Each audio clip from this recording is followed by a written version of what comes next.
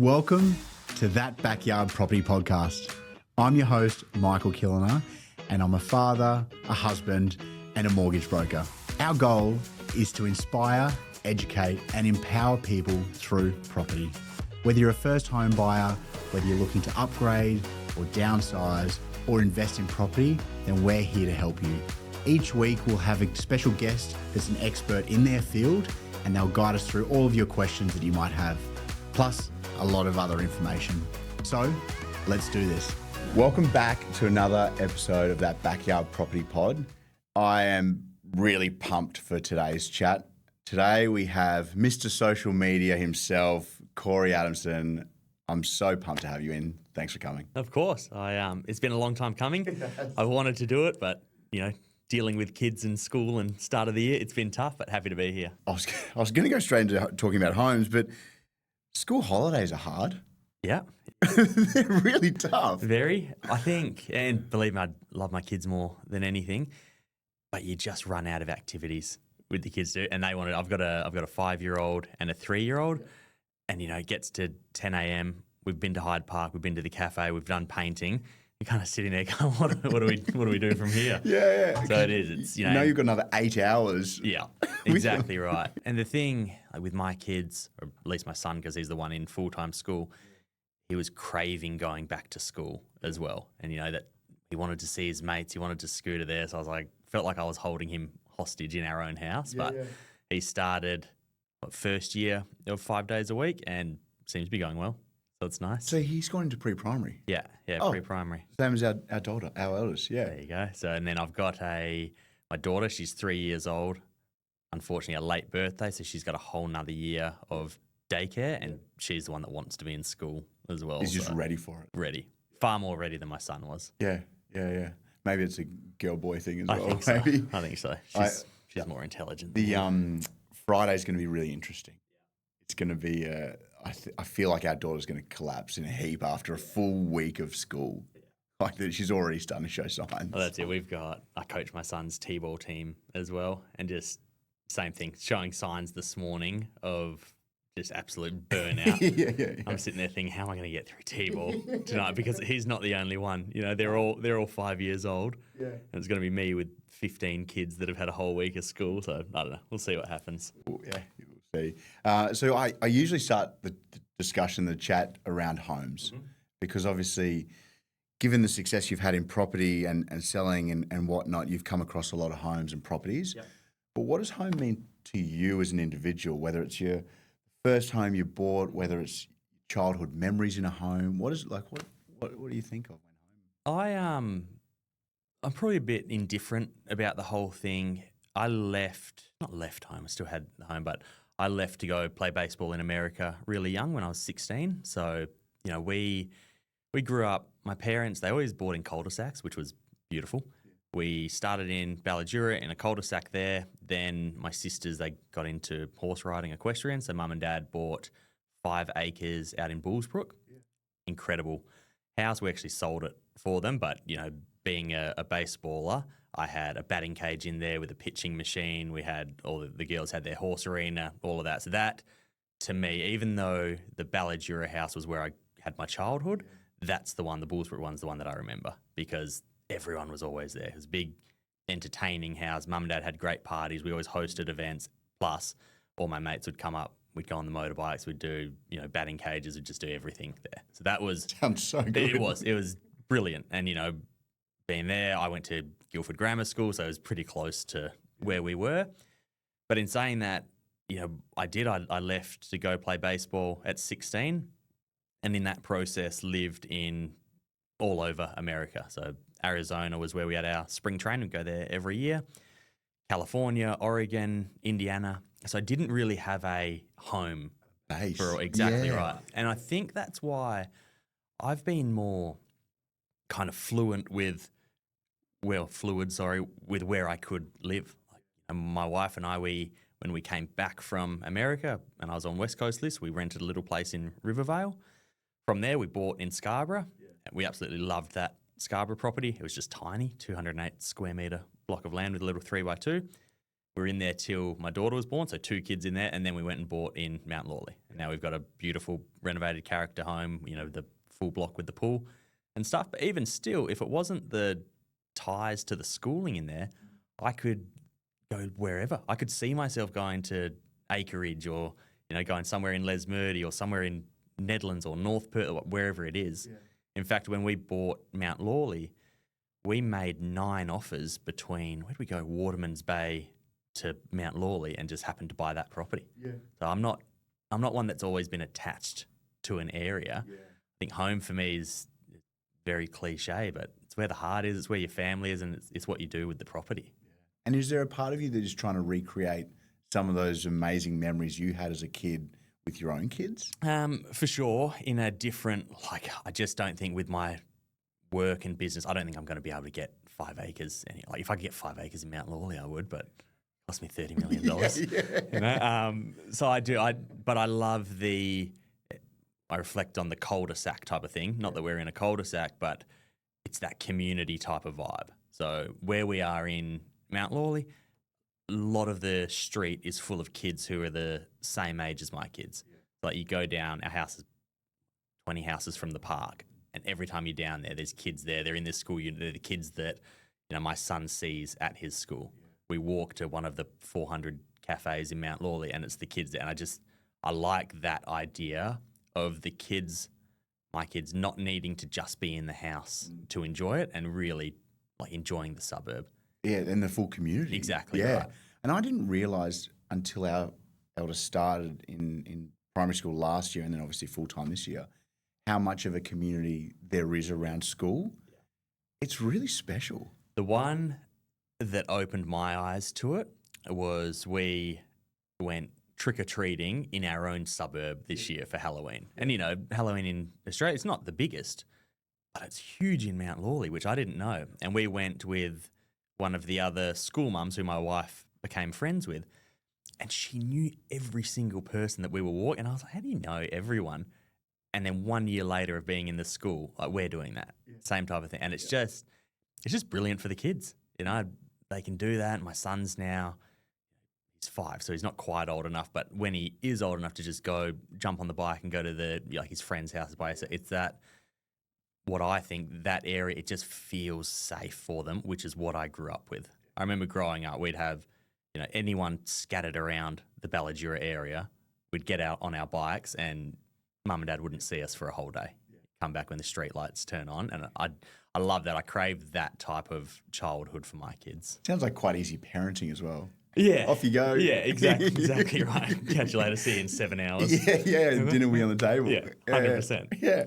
And so I guess if we then kind of delve into the property side of your work as a real estate agent, what excites you around being a real estate agent? Because you're clearly good at your job, and from outside looking in, it looks like you love it. And so, what is it about real estate that's exciting? One, it's a brilliant career if you do it well, I think. And doing it well is obviously subjective. My well right now is selling a decent amount of homes. I don't get caught up on the numbers. I don't have KPIs. I couldn't tell you month to month, this is how much commission I made or this is how many houses I sold. But it's just dealing with a lot of families. And I think that's probably something different. I think it's starting to creep into WA now, but my business partner, Paul Tonich, he's done it for 27 years. I've done it since I came in. We're not suburb specific. So, we're sitting here in West Leederville now. We've sold properties in West Leederville. If we never got another listing in West Leederville, that would be quite okay. Because this week alone, we've put up properties in Brigadoon, in Karrinyup, in Maylands. We've appraised in Subiaco. We're going back to Inglewood. We're just all over the shop.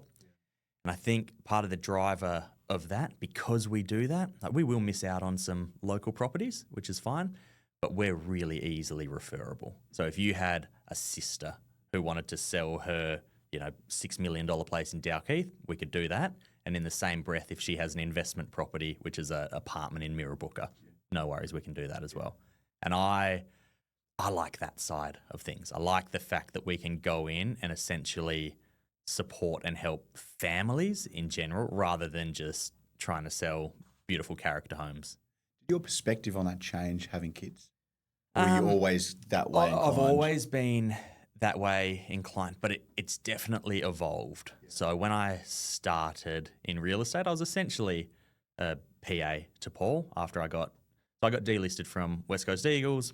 I then bounced around for a year, then got into real estate with Paul, and that's just always been his business model. So, I kind of followed in that. However, I did go through a period which I think was brilliant for me. When I was living in Scarborough, I was, trying to be number one in Scarborough, just because that seems to be what you're supposed to do, right? And I did it. I got to that level, which was great. And then it really kicked in once I did that if you have one bad week or bad month in the patch that you're working, it can really affect your whole year, your whole career, to be honest. So that's when I started. I'd still kept up with Scarborough, and still now I'd still be one of the top agents in Scarborough. I don't look at it, I don't know where. But all the other stuff outside makes it a lot easier because I'm not stressed about Scarborough or any particular suburb right now. Yeah. And then you're probably going into those listing presentations, I'm guessing, wanting the listing but not needing it. 100%. It's a very different mentality. And the other thing is 90+% of our listing presentations or appraisals, they're all warm. So it's people that have referred us in. It's, a client this is where I think I'm so lucky. I'm in my 8th year in real estate. I have families that I've sold 7 houses for personally. Wow. Plus their aunties, plus we tracked back. Just Paul and I were sitting in the office. We've got a great client. I won't put her name out, just privacy reasons. We've sold $30 million worth of her family's products in the last 2 years. That's for probably most agents in WA. That's pretty much their whole year worth of property and commission. And that's just from one family who we've done a really good job for. And in that, back to your question, that's a driver as well, because I never want to do worse for them than I have before. And worse doesn't mean you have to get a record every time, but it's just service levels and what you provide to them and, giving them. I think service is a huge one for us, and we're constantly trying to work on that and learn from other industries, whether it's hospitality or retail, that just how people do or deliver good service. Yeah, because customer service is everywhere. It's everything. Yeah. And I think that's what's fascinating about talking to other experts in their field, which is what I'm loving about the podcast. And you're listening to that, and we're all facing the same challenges, slightly different services, but we're all trying to achieve the same goal. We, my wife and I went to Melbourne last week, and she was doing some shopping. I was walking around while she was waiting in line. I ended up I actually just pushed the door open. The shop wasn't even open, but Brother Wolf, which is a barber shop, and they've got like a clothing line. But this guy, he's just opened this little retail shop, and I've walked in. Shop wasn't even open.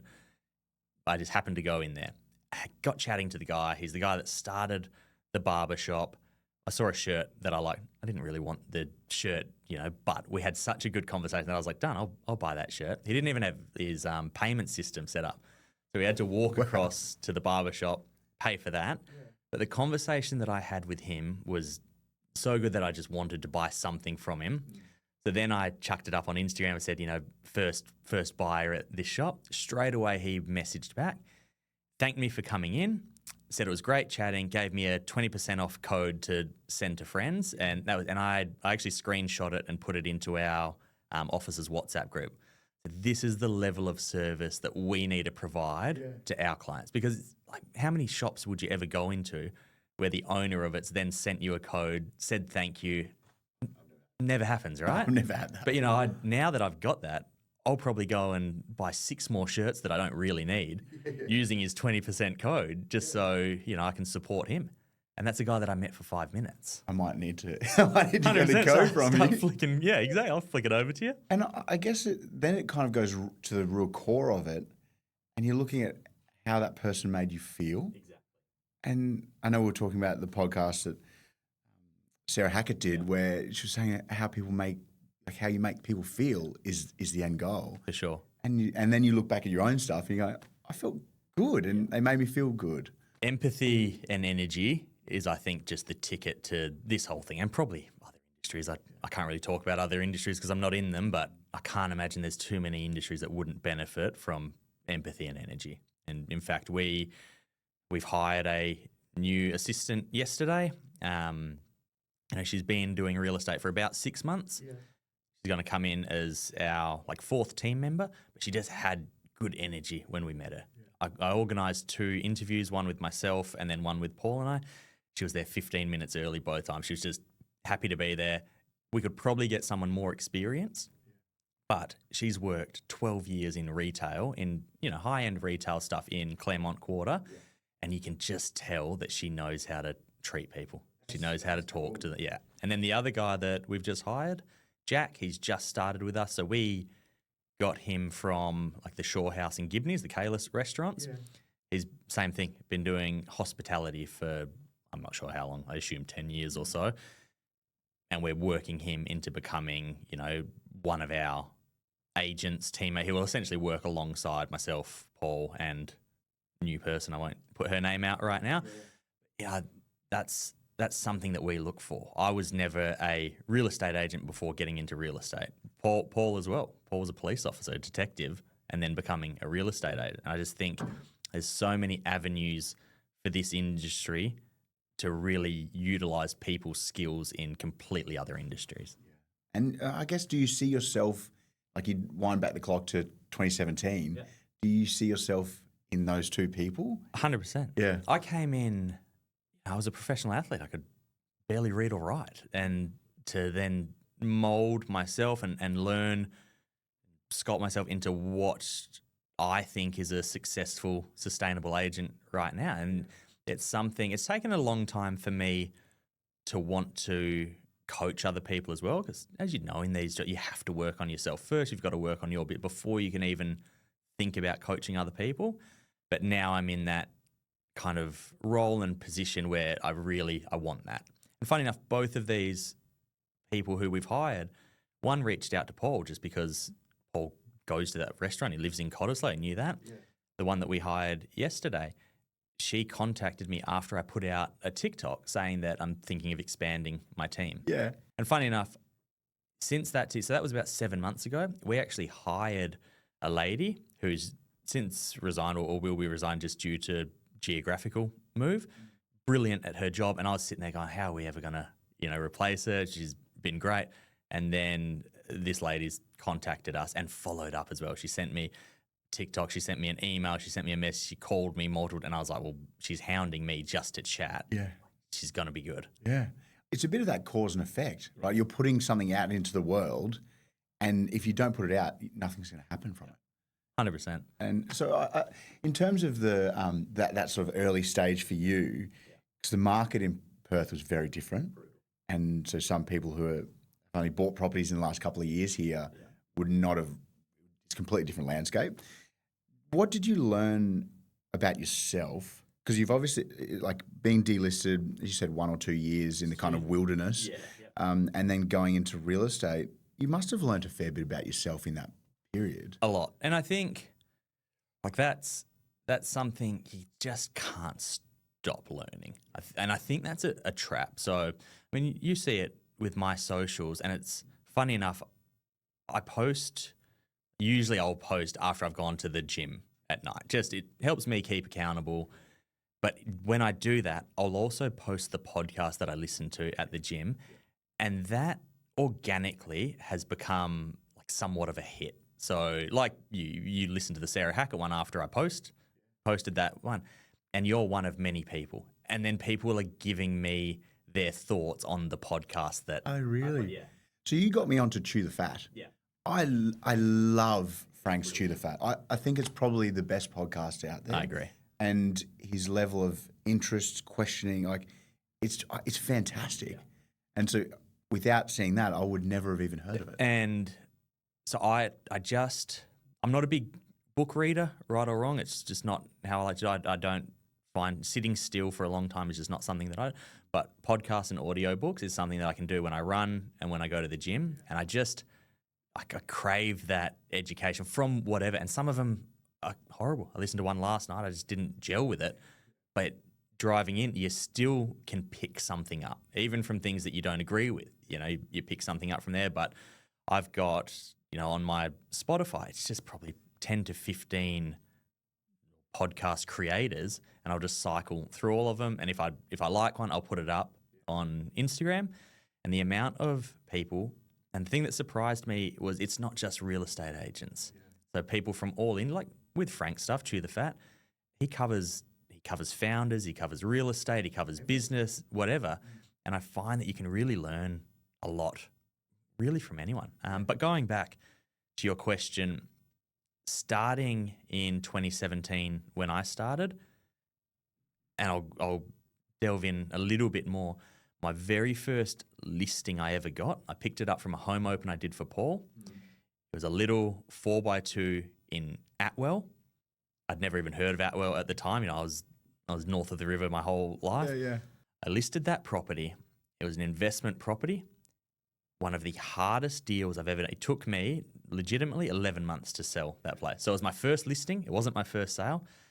That listing there taught me more than I learnt in any, and no offense at all, any property course prior to that. So my registration, because I learned how to list that property. I learnt the most important lesson was how to have hard conversations with the owners. Because you'll remember at the time, 2017 was tough. Everyone was losing money. It was hard. It was hard to even sell houses to get people out of the mortgage that they owed on that. And that one being 11 months, we ran an auction campaign on it. It didn't sell. We were going weeks on weeks with nobody coming through the doors. So I had to learn as what would I have been, 26 years old, and the owner of that, he was a successful guy in the oil and gas industry. So, I was pretty intimidated at the start. Had to learn how to give negative feedback and have hard conversation with a 52-year-old executive. Every week or fortnight. Exactly. For 11 months. And that's, at the time, I used to think talking to the owners once a week was really good. Like, I talk to them once a week. Now, it's a daily thing that you're trying to contact you. And yes, there'll be days where you don't, but for the most part, like the owners, they're trusting you. It's something that I've had to, the thing they're trusting you with is so important to them that they deserve to just hear your voice once a day or a message. Like, it doesn't have to be much, just something, even if it's nothing. And I think that's something that I learned in the tough part of 2017, 18, even 19, even 20, to be honest, just talking to them about something just so they know you're there. Because we're a customer service like yourself. Even though you're not sitting with that owner or client at the table, you're still thinking about their deal. And I don't think... But they don't know that. Exactly right. Yeah. And they deserve to know that you're at least thinking about it because, we've all seen it, and I've been a victim to myself, some that you just don't communicate well enough with. You end up getting the sack from there, and you've gone, well, I've been stressing about this. I have been doing all this. They just didn't know. Yeah, I see it. The numbers and the process behind trying to get a loan ready, not even submitted, just ready, is so tedious. And then someone like, is it ready yet? And you're going, you don't realize how much. But they honestly don't know. And so it's funny, I've just started doing voice notes. And when you said they just want to hear your voice, I think that something like that for me would be beneficial, where you're just leaving a quick 10, 15 seconds. Hey, just working on it now. Hope you're having a good day. Just so they know what you're doing. I don't know. That's it. No, listen, I'm 8 years in now, and we do pretty decent voice. So I've tried everything. Yeah, I've tried FaceTime calls. I thought that was it one time. I don't know where. I heard it somewhere. They were FaceTiming their owners. I was like, that's the key. I'm going to FaceTime. No one wanted to get your agent's face after the home.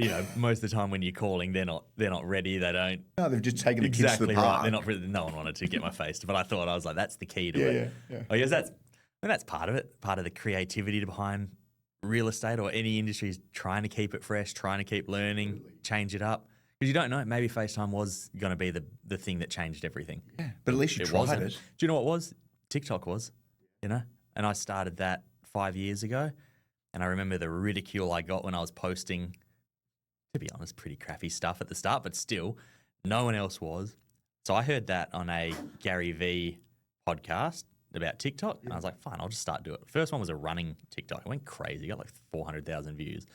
Then I started putting houses.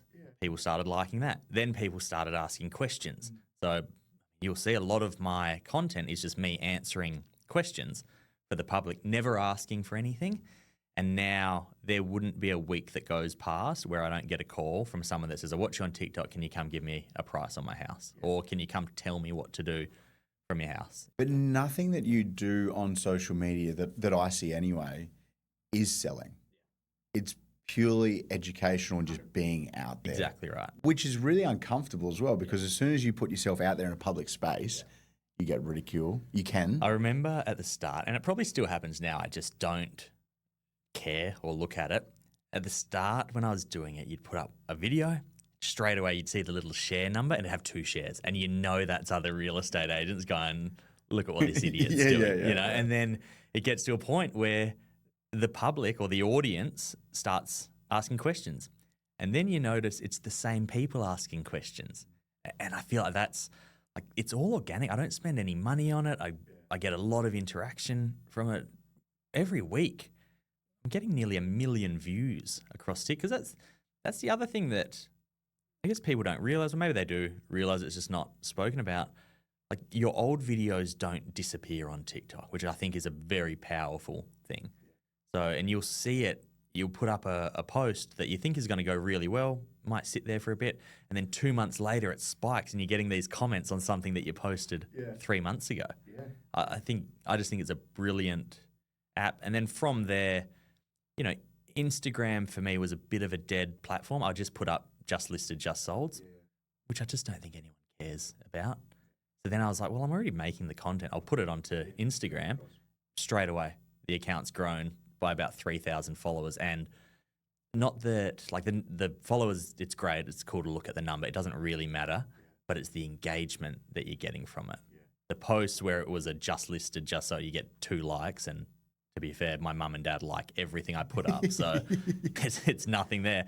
But the ones where I'm answering questions or, you know, provoking questions, they get engagement, which is brilliant. It's great for me. And one thing, I guess for me, it's helped just continue that enthusiasm. So even when I pull up, I always get to appointments early. I'll sit in my car, I'll pull out my little gimbal, do a video, and then once I finish that, post it up. I think that for me has been, you know, a pretty welcoming change as well. And I guess a point of difference that you just have to put things up. People, especially in real estate, everyone loves the polished, high quality videos, which they look beautiful, but one, they're expensive. You know, you're paying $600 per video, and 2, you can't go rattle off 50 of them a week. I put up 3 pieces of content every day, pretty much. Does that get quite? Do you feel a real weight on your shoulders to do that, or is that just now you've built it into your daily? Listen, not at all, because it's not. Once again, I don't have KPIs. I don't have a perfect week. So if I didn't do it today, I wouldn't do it. You know, when we went to Melbourne, we went there for personal reasons. I didn't put anything up, which is perfectly okay. But I genuinely like it, and I think for my own education and progression, it just helps me, because if I've got nothing to talk about, I'll try to find something, you know, where so much to talk about. So much. Go to Google and type in Perth real estate. Every day there's 6 new articles, and every day that's things that people want to hear about. And the world we're in right now, people, for the most part, don't want to read the articles, but they're happy to see somebody give a description of that article and then create a conversation around it. Yeah. And I guess the funny part around real estate in particular is it's always been about prospecting. It's always been about prospecting and listings. That's for as long as I've known it. And you started in 17, and no doubt when you started, the word prospecting was very evident. No doubt you've got to go out and possibly door knock or cold call or whatever it might be. Never done one in my life. I was about to say, and then you started the TikTok 5 years ago, and if you're saying, well, I could prospect and I could talk to 30, 40, 50 people in a day doing that all day, or I could put up a video and I get 30,000 people viewing it. It's just amazing the difference in numbers. So and just on that, and I don't say it as a brag, it's just my own, but I've never done a cold call. I've never done a door knock. Very rarely done a letterbox shop unless it's genuinely you've come to me and said, I want to buy this specific property. I'm not comfortable. I'm not enthusiastic about doing that. Sitting there with a phone calling a bunch of people that I don't know is my definition of hell. Couldn't think of anything worse. But the social media side of things, yep, absolutely brilliant. But I do think you've got to build up to something there. The best thing I ever did was join Paul as part of his team and stay together, because the people that you meet at home opens are the ones that change your business. And that is something I still think gets overlooked. If you could go in, and this is what I tell everyone who calls me and says they want to get into the industry, I say find an agent that you absolutely love, you admire them, you think their business is great, offer to work for free, offer to take names and numbers at home opens. That's where you meet people, in the neighborhood, and then stay in contact with those people, not in a pesky way, but you'll get it. Some people you talk to, you know you're never going to talk to them again, which is perfectly fine. But other people, and the ones that I'm selling properties for now, 8 years on, I met them in my first year just opening houses for Paul. And then they become the clients. And I think that's the benefit of joining a team. And that's where the business is. And then the other part of that, which is what I'm discussing with the team members that we have now. So Paul and I, we're front of house, right? We list, we sell. The period between the sale and the settlement is, I think, the hardest period to keep a relationship going, but it's also the most beneficial. So that's where Jack, or the new one that's starting with us in a couple of weeks, if they can nurture that client through that period, through the timber pest, the building inspection, the finance, that type of thing, the final inspection, build a really good relationship where they just have been blown away by them. In 3 years, they won't call me. They'll call Jack or the new girl. Yeah, because it just is built in the memory. Exactly. And that's brilliant. That's what I want. You know, you get to a point, and I'd never take it lightly, you get to a point where you become an attraction agent. People are going to call you. And the worst thing you can do is have a drop off and have people think that you don't care about them. When you do, you just also, my role as a director and as the agent is to bring in the income. Otherwise, the two other people sitting in they don't get paid. They're not on commission. So there has to be some type of handover. Yeah. And that's taken me it's taken me up until now to have that trust. And the only reason I got it was knowing that the people that we've got sitting in the office are really good and can do it. Yeah. And knowing that if I don't give them the opportunity to do that, it's just going to cost me anyway, because I can't keep up with every single inquiry and person that calls all the time. Like sitting here today, I can divert my phone over to Jack, and I know that anyone that calls is going to get really good service there. And then straight away, if it's something that I need to attend to afterwards, I'll call them straight away. Yeah. But they're not sitting there going to voicemail. Yeah, and they're talking to a person. Exactly. You must, in a way, be really quite grateful for the relationship that you've got with Paul. Yeah. And I've only met him a couple of times, and he's a really genuine person. You can see there's a connection straight away whenever you meet someone like that. What has he taught you over the journey? Because there must be a fair bit in there. A lot. Well, one, so just the learning part of things. Our business, we're the Perth property team, but our actual registered business name is NESL, which is Never Ever Stop Learning. So he has instilled that. Fantastic. Yeah, exactly right. So, and that's to his credit, 27 years on, still listening to podcasts, still reading, still trying to better himself, and for lack of a better word, not become a dinosaur in part of this. But the other thing, and people ask me all the time, like, why am I still with Paul? We've got, I think, the best business relationship that I've ever seen. But coming up to that, there was periods when we left our last company, and Paul essentially he goes, mate, you do what you want to do. if you want to come with me, come with me. If not, go meet with other people. And I thought, geez, okay, well, I better go meet with other people because that. And I did. I met with most of the top people in WA. Yeah. And I sat there going like, and this is not trying to talk them down at all, but not one person could offer me anything that was better than what I had with Paul, which is a really cool thing, for him, I believe, to have that type of thing. But his whole, I guess, mantra right now is sustainability. He's been doing this for 27 years. He was the number one agent, I think, for 7 years in a row in WA. We were number one. But also, he's been married the whole time. He's seen his kids. He was his son's football coach. And that's something that I aspire to. I don't, we write really good figures. We're constantly in the top probably 5 teams in WA. But tomorrow night I'm still coaching Austin's T-ball. I coach him on Saturday.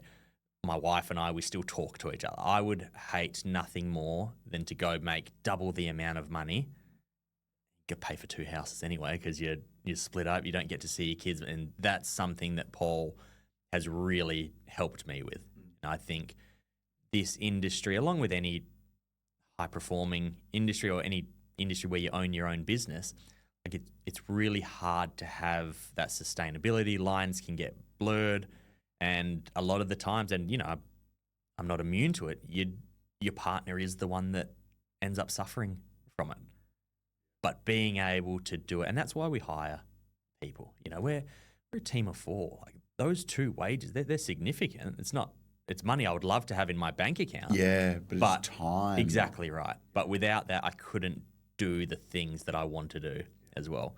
And that's not taking away from it. Like I love working. I really do. Work all the time. Same as Paul. We're in a group message just with our team. Paul and my messages usually start around 5 o'clock. There's no expectation for the team to reply to that, but it's just that we're constantly thinking about things. And even still now, like Paul 27 years on, me 8 years on, we've got home opens pretty much, Tuesday, Wednesday, Thursday. We both work on the weekends, and it's just something that we like to do together.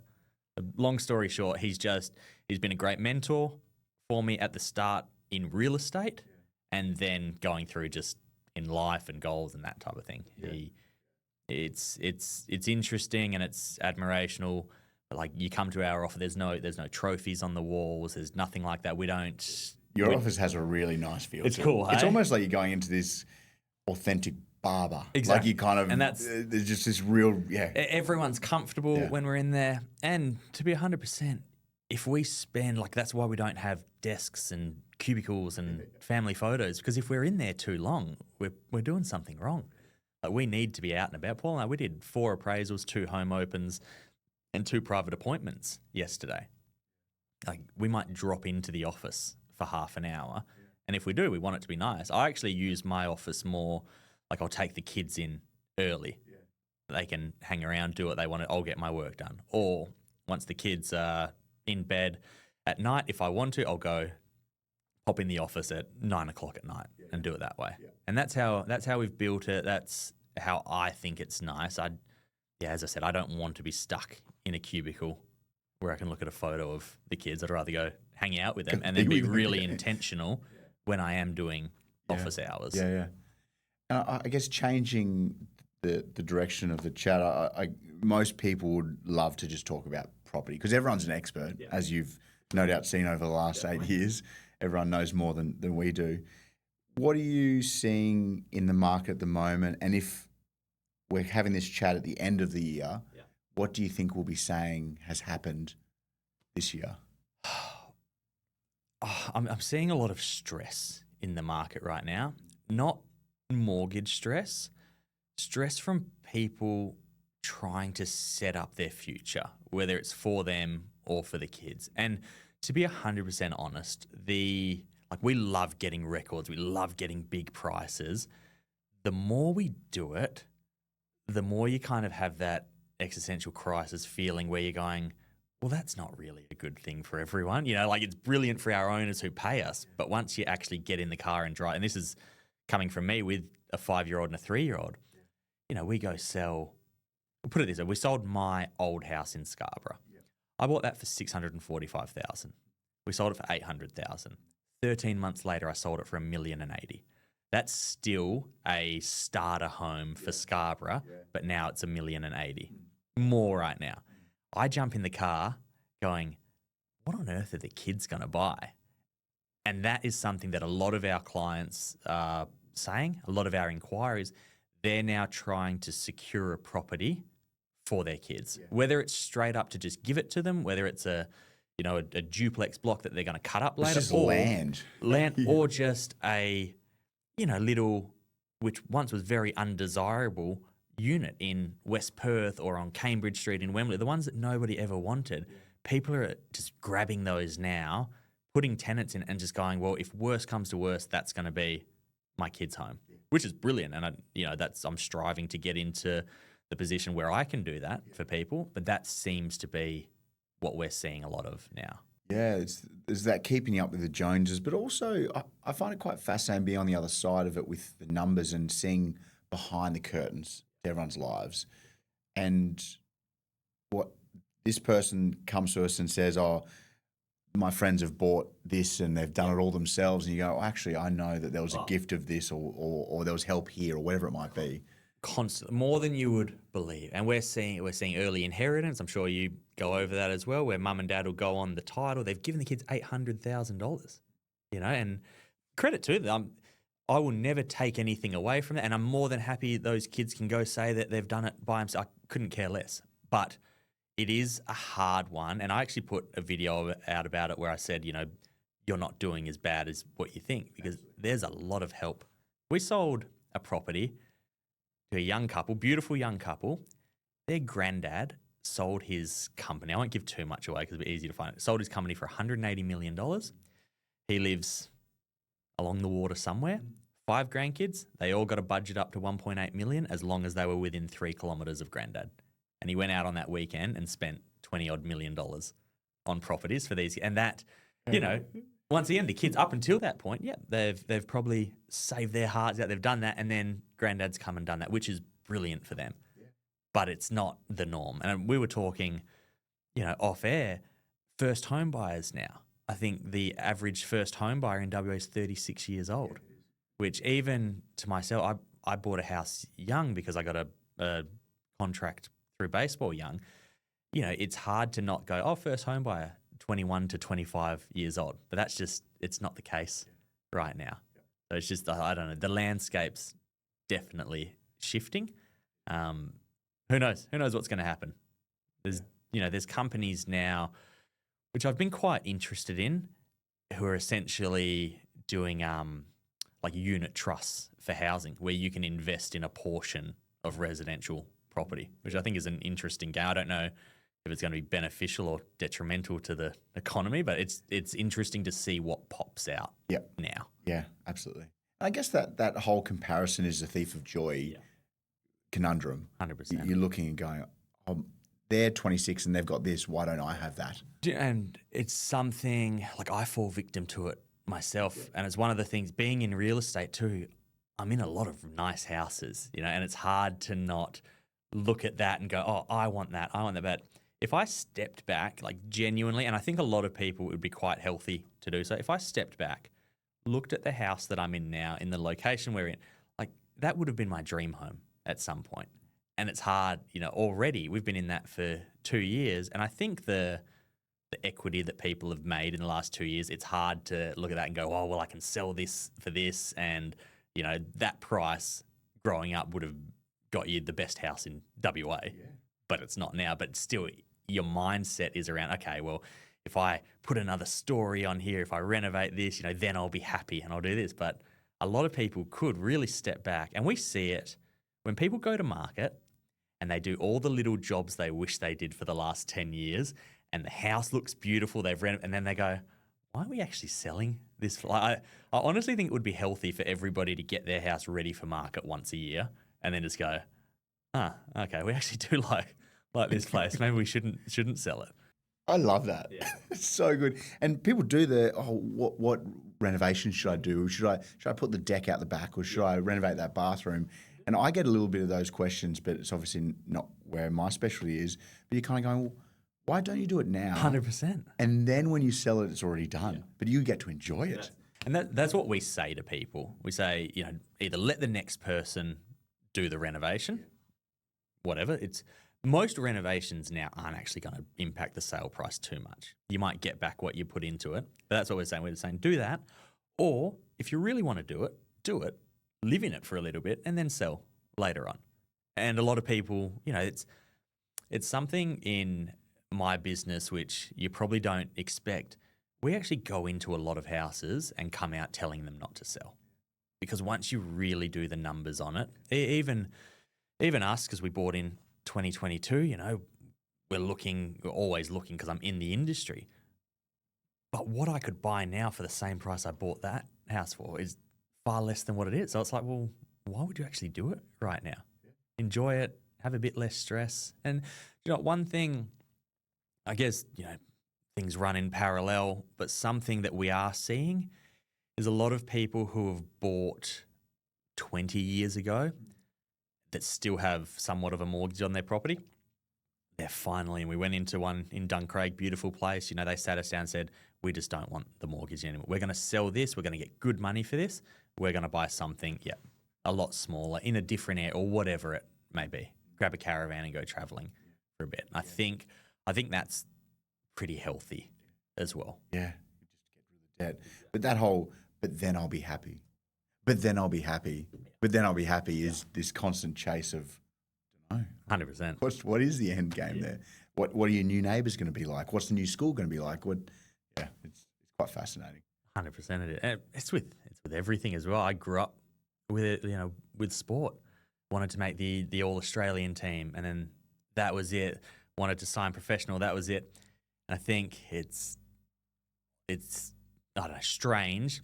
I never got to the end goal in sport, which was something that really played on me. So with base, I never got to major leagues. Then I came back, played AFL, played really good in the NAB. I thought I was going to play AFL, got delisted. And that in itself wore on me for a long time until about 6 years into the real estate career, where I stopped identifying as the ex-athlete who sells real estate, who now is genuine about just being the best in this industry. And it's an interesting shift for me that now I identify as this. And I love talking about real estate to people. I love talking about property and that type of thing where, the athlete type of thing is a big part of my life, and I've loved, I'm ever grateful for it, but it's not what I identify with now. It's amazing you mentioned that. I don't know if you've ever heard of Ben Crow. Not sure. So Ben Crow is the mindset coach for Ash Barty. Yeah, okay, gotcha. And Richmond and whatnot. And his philosophy is very much around the human being and not the human doing. Yeah. So your core is a human being, and then you just happen to do real estate, or you happen to be the athlete, and you listen to that going, I am a broker, but I'm actually just a human. One of the best I've spoken to, and I really like listening to him, is Tom Barris, who was obviously West Coast Eagles premiership, now at Hawthorn. The way his mind works is brilliant. That episode he did with Dylan Friends. Yeah. He's very philosophical. He obviously knows his stuff. You saw him on the plane coming back from Melbourne the other, but he's just brilliant to talk to. Still and I think it'll be good for him not to step on toes or talk too much. But once his career does come to an end, I could see him really being okay with that. There's a lot of people, and I went through it myself being an athlete. A lot of the times with these athletes, that career comes to an end and then you just get lost. And a lot of athletes, I won't go too into it, but there's been some pretty high profile deaths the past couple of weeks. And one of many, it's far too many that's happening, but it's definitely not going to be the last time that we see it. And it's a horrible thing. And I've really been a advocate for athletes. It's funny, you don't know what you don't know. So when I was an athlete, I was just an athlete. I never had a plan B. I didn't want to do a uni course. I didn't want to study. I didn't want to do anything, because if I wasn't being that athlete, I was not giving it my all.